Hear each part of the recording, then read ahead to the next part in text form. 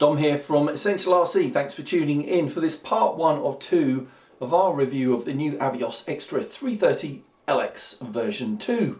So we reviewed version 1 back in early 2018, found that it was really easy to put together, very capable 3D aerobatic machine, but this version 2 has a few subtle improvements. The scheme is obviously different and I actually prefer it a lot over the version 1. It has a more powerful motor system, still runs off 4S 2700 to 4000 milliamp hour packs. They've improved the motor mount, it's stronger, and a few other subtle changes that make it more stronger and resilient. And general fit and finish has been improved as well. So let's not hang around, let's take the components out of the box, let's see what we get.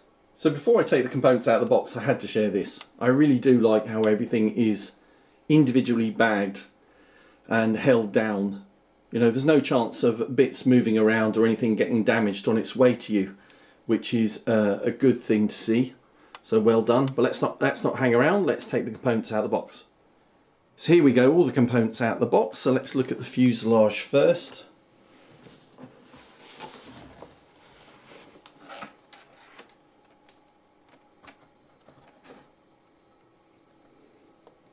Looks good. Notable features to point out. So let's have a look under the cover here, which slides into the front and then magnet at the back. So you can see we've got the 60 amp speed controller in there, which has an XT60 connector, and then all of our leads are labelled up. So for example, rudder, and a Velcro strap for our battery with rubber, it's black painted wood underneath, so a bit of Velcro probably needed just to hold the battery down.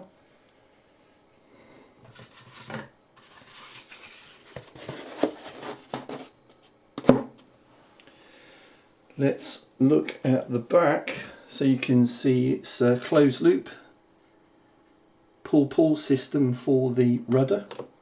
So it's already done for you. It's just going to have to, I think, just looks ball links.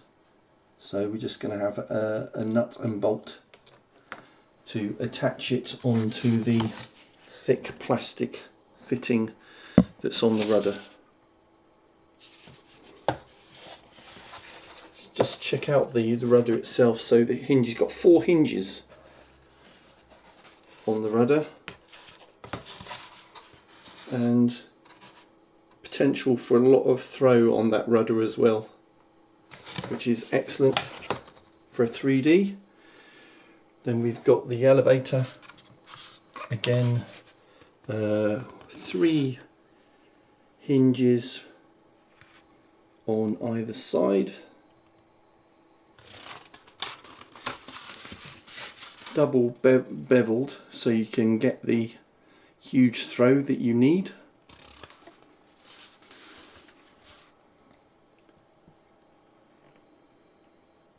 The servo is on the side of the fuselage there with a huge thick arm on it.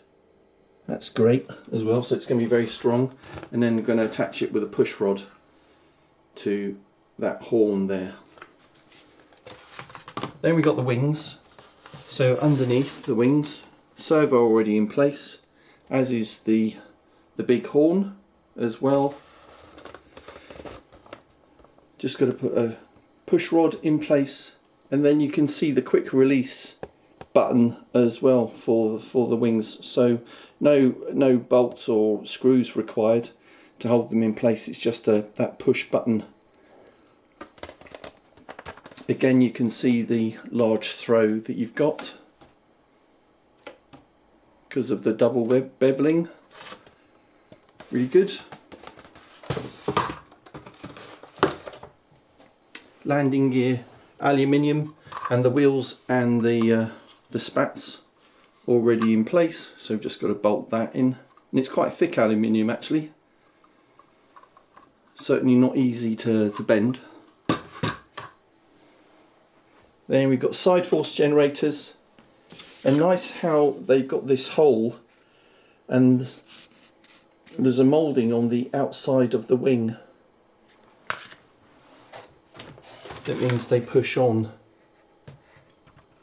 So they're previously, I think it was just flat and just 2 bolts, so they would come off quite easily, but they've obviously thought about that. So those are going to be quite strong. And side force generators, SFGs, are brilliant for getting, you know, slower speed and achieving high angle, you know, knife edge, high alpha knife edge. So good they've stuck with that. Otherwise we've got the 14x7 prop, and we've got a hard bag of hardware and our spinner and a carbon wing tube. Alright, so I'm not going to go through every single step, but I'm certainly going to point out any advice or guidance along the way for putting this Extra 330LX version 2 together. So first thing to point out, this is the contents of the bag of hardware, all in little bags and all labelled up. I mean, I don't have the luxury of a manual that you guys are going to have to download off the product page. I just, you know, I put a few of these things together, so I do find it quite straightforward. I don't refer to the manual most of the time except for the CG. But it is nice that they go to the trouble of separating everything out, so you really would find it difficult to go wrong during assembly. Okay, so first thing I like to do is to get it up on its feet. So I want to attach the landing gear, and just to point out that you have to take off 2 plastic parts and the foam cover for the underneath of the landing gear. So those are there. The 2 plastic parts, you have to undo 4 screws before you remove them. Don't try and pull them off and damage them. 4 screws to be undone before you take those off. So landing gear bolted in place, but please use Loctite. Those are metal threads that you're screwing the bolts into. So make sure that you use Loctite or thread lock, because you really do not want the landing gear to drop off while you're flying. There we go, that's landing gear installed. So horizontal stabilizer, pressed in place and then just 1 screw. Vertical stabilizer just pushes in place, making sure that the little bit of plastic at the bottom of the rudder aligns in the notch at the bottom of the fitting at the back of the fuselage, and then you just put in a small screw, and then there are 2 bolts that have to be put in place to hold the whole of the vertical stabilizer in place with the back of the fuselage. And next, connecting up the closed loop wire system to each side of the rudder horn with the provided nut and bolt. The nuts are nylox, which is quite good, so there's no chance that they're going to come undone. And what's often more difficult with closed loop systems is the length of the wire, and that's all been done for you and crimped as well. So fantastic and really easy to do.